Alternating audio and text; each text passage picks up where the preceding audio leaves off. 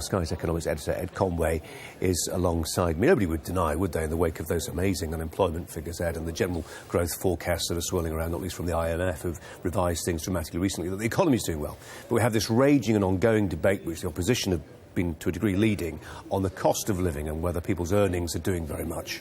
Yeah, and that is really going to continue to be the issue, given that the squeeze, by some measures, is starting to come to an end, by other measures is still there. And it's worth just kind of taking you through what the kind of recent history has been, because since the financial crisis, there's been this big change in the relationship between wages and earnings, which is worth looking at here. Up until the recent financial crisis, you can see that wages, so that's the yellow line there, were rising faster than inflation. And as a result, you were seeing essentially people getting wealthier.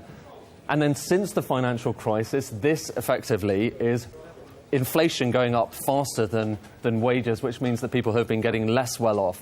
And that really has been the story after that. And if you compare like different types of measures, so I think we have some other measures you can kind of look back over the course of recent history.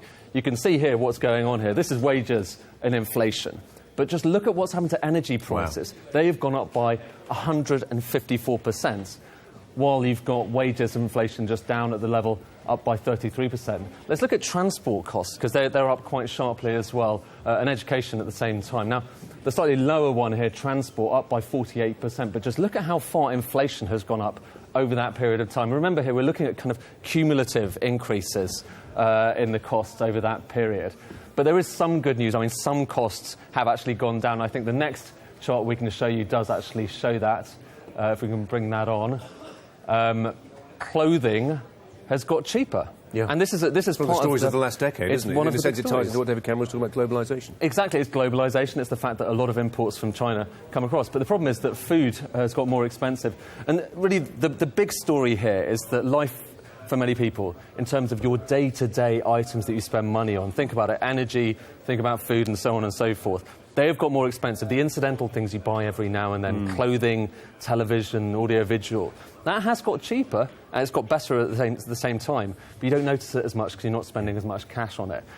But to take a step back, I think what we're seeing today is both the Conservatives and Labour trying to wrestle this argument about whether things are now starting to get better. We ought to say that Labour have hit back and they said, we don't like the way you're using the figures, and in particular they say, look, what you're not taking into account here are benefits, and in particular for people who are actually working and paying these bills, the in-work benefits, things like tax credits. Exactly. And what we'll do is, over the course of the day, we will look through those numbers. We're actually, number 10 are just sending out the precise working on this right now. So we will look through that and we'll analyse precisely why one side is able to say one thing and the other side is able to say one thing. But that's economics. Well, also it becomes a real test of journalism in the sense that this may be the key battleground leading up to the general election of 2015.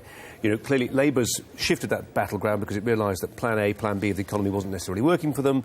That was not necessarily going anywhere, so they've moved it onto the cost of living debate, and now the Tories have fired this salvo. So being able to establish who's telling porkies and who's been absolutely accurate matters. That it does matter, but I think as well, if you take a step back, what's happening here is we are now at the point where this is happening. We are starting. It has been very painful for the last kind of 5 years or so, but now we are getting to the point where slowly but surely wages are kind of catching up, if not about to catch up. So we're at that crossover point, and at that point you're always going to be able to find one measure which says things are better, the other measure which says not quite yet, but we're getting there now, and I think that's the good news story, is finally the squeeze is coming to an end. But it's a messy process, and trying to measure it is messier still.